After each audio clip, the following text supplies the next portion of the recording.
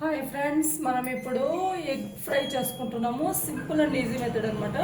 First అయితే నేను stove వెలిగించేసి బండ పెట్టేస్తున్నాను. బండ అయితే లో ఫ్లేమ్లో పెట్టాను, మీడియం ఫ్లేమ్లో. ఫస్ట్ ఆయిల్ యాడ్ చేసేసుకుందాం. ఆయిల్ ఎగ్కి కొంచెం ఎక్కువగా వేస్తేనే మనకు మంచి టేస్ట్ అనేది ఉంటుంది. చూడండి, ఒక గరిట అయితే ఇలా వేసాను. నేను 5 ఎగ్స్ చేస్తున్నాను. చాలా అంటే ఎంత సింపుల్ అండ్ ఈజీ మెథడ్ అంటే ఈ ఎగ్ ఫ్రై ఈ విధంగా చేసుకుంటే ఇందులో వేసే మనము ఇంగ్రీడియంట్స్ చూడాలి మీరు, అసలు ఏమాత్రం ఆశ్చర్యపోతారు. టేస్ట్ మాత్రం అదిరిపోతుంది. సరిపడా సాల్ట్ వేసుకోవాలి. నేనైతే ఒక 1/2 స్పూన్ అంత సాల్ట్ వేసాను. 1/2 స్పూన్ కంటే తక్కువ 1/2 స్పూన్ అట్లా సరిపడా సాల్ట్ వేసుకోవాలి.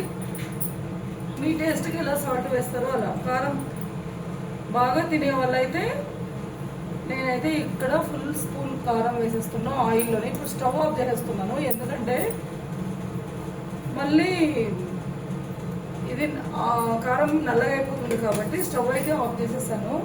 ఇప్పుడు మనము ఏం చేయాలంటే స్టవ్ వెలిగించాలి లైట్గా.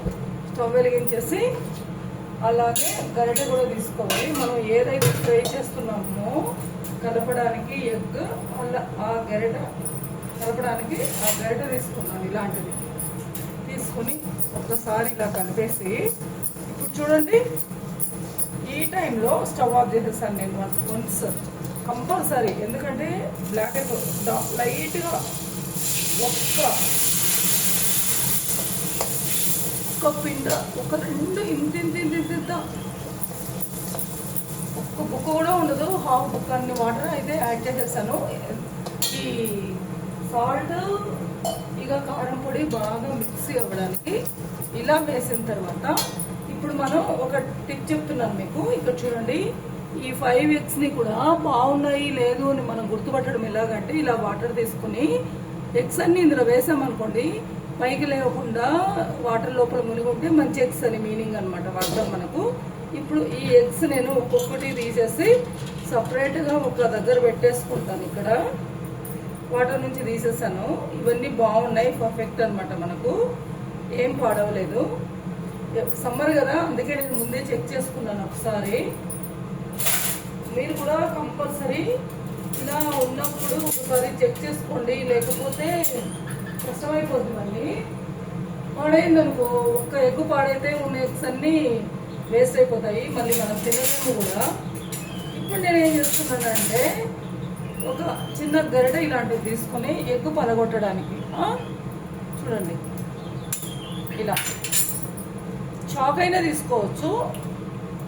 కొందరైతే అలాగే డైరెక్ట్గా పలగొడతారు, నాకు అలా రాదు కాబట్టి నేను ఇలా పలగొడుతున్నాను. 1 సరే,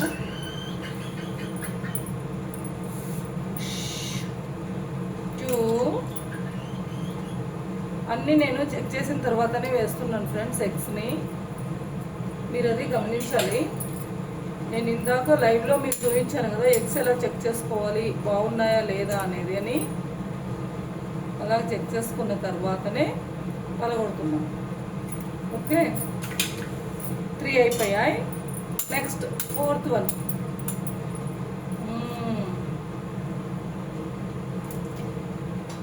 ఫోర్త్ వన్ ఎగ్, ఇంకొకటి ఉంది 5th వన్.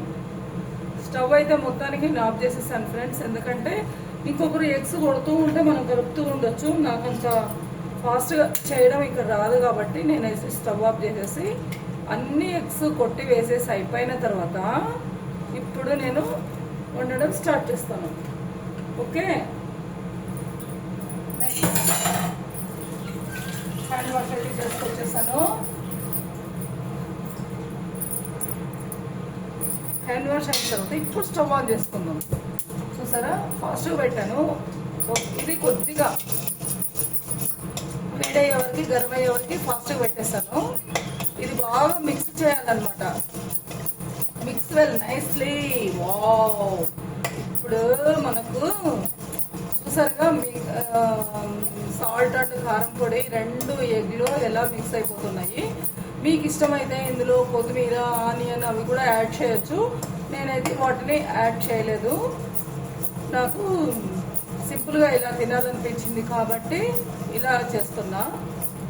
చాలా అంటే చాలా బాగుంటుంది. ఒకసారి తప్పకుండా ట్రై చేయండి. ఓన్లీ కారం పొడి అండ్ సాల్ట్, ఆయిల్ చూసారుగా, అదిగోండి ఇలా చుట్టూ వచ్చిన దాన్ని మొత్తం ఇలా తీసేసేయాలి. చూడండి, సూపర్. కుక్కు మనం ఎగ్ చేస్తున్నాము సరిగా. Nice nice nice. ఇప్పుడు నేను కొద్దిగా మంటని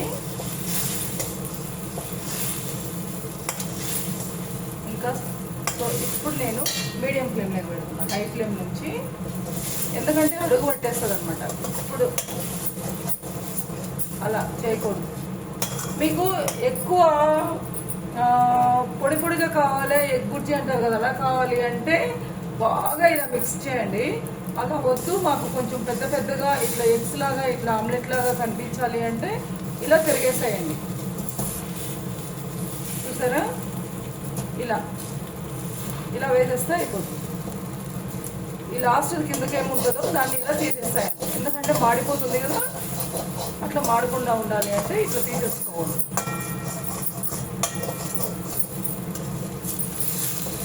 నేను మరీ ఎగ్ బుర్జీలాగా సన్నగా చేయను, అలా అని కూడా పెద్ద పెద్దగా కూడా చేయను, మీడియంలో చేస్తాను. ఎందుకంటే లోపల కూడా ఉడకాలి కదా, ఒక్కోసారి ఉడకకపోతే ఫ్రై అవ్వకపోతే వీళ్ళు స్మెల్ వస్తుంది అది ఇది అని అంటారు. అందుకనేసి నేను కొంచెం మరీ కాకుండా లైట్గా ఇలా చేస్తాను అనమాట. ఇక్కడ ఇప్పుడు ఇది స్టీల్ కడాయి కదా, నేను ఎప్పుడు కూడా అన్నిటికీ లావులు పెడతాను అనమాట. స్టీల్ కడాయి అడుగు పట్టేస్తూ ఉంటుంది, మనకు జాగ్రత్త ఉండాలి. వెంటనే ఇలా చేస్తూ ఉండాలి. ఎప్పుడు కూడా గమనించండి, చూస్తారు కదా మీరే లైవ్లో. క్లాత్ ఇలా పట్టేసుకుని గట్టిగా ఒక్కసారి చూసి రైతు పట్టేస్తుంది, ఒకసారి ఇలా తీసేసుకోవాలి, లేకపోతే మాడిపోతుంది అన్నమాట.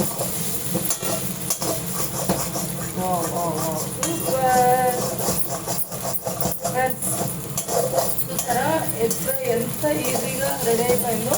మనము పప్పుచారు కానీ లేకపోతే మిరియాల రసం లాంటిది, ఇలాంటి చారు ఇలాంటివి ఉన్నప్పుడు, పప్పు ఇలాంటివి ఉన్నప్పుడు ఈ విధంగా చేసుకొని మనం పక్కకు పెట్టుకొని తిన్నామనుకోండి, సూపర్ అంటే సూపర్ ఉంటుంది. నేనైతే ఒక్కొక్కసారి ఈ ఎగ్ ఫ్రైని ఒట్టి రైస్లో కూడా కలుపుకొని తింటాను అనమాట. ఎందుకంటే ఉప్పు కారం ఒక్కటే ఉంటుంది, అయినా కూడా మంచి టేస్ట్ అనిపిస్తుంది నాకైతే. Very nice. ఇప్పుడు మనము ఇది ఒక సర్వింగ్ బౌల్లోకి సర్వ్ చేసేసుకుందాము. ఆల్మోస్ట్ అయిపోయినట్టే ఇక ఎగ్ ఫ్రై.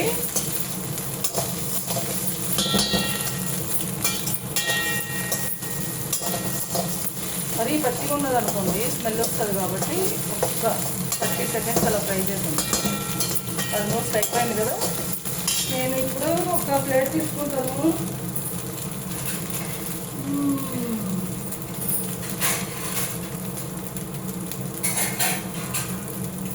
నైస్.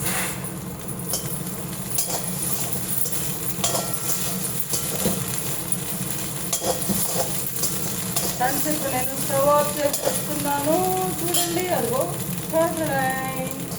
ఆఫ్ చేసేస్తాను కదా స్టవ్. ఇప్పుడు మనం ఒక ప్లేట్ తీసుకుని ప్లేట్లోకి ఎగ్ బుర్జీ, ఎగ్ ఫ్రైని సర్వ్ చేసేసుకుందాం. ఎంతో టేస్టీగా ఎమ్మీగా ఉండే ఎగ్ ఫ్రై మనకైతే రెడీ అయిపోయింది. Wow, very nice.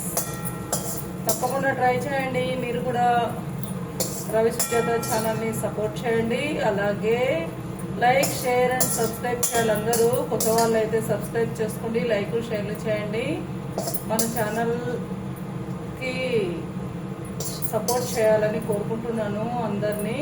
ఓకేనా ఫ్రెండ్స్? Very nice. చూసారా, చిటికెల్లో మనకి, అంటే నేను ఫాస్ట్గా ఇలా ఎగ్ వేస్తూ ఇలా చేయలేను కాబట్టి ఇంత టైం పట్టింది, లేకపోతే అది ఇది అనేది ఇంకా ఫాస్ట్గా అయిపోయేది. చూసారు కదా, వా వెరీ నైస్. ఇప్పుడు ఖాళీ పెనం ఉండకూడదు కదా స్టవ్ మీద ఏ గిన్నె కూడా, అందుకే తీసేస్తున్నాను. చూడండి ఎగ్ ఫ్రై రెడీ అయిపోయింది. ఇప్పుడు నేను మీకు ఒక ఇప్పుడు సూపర్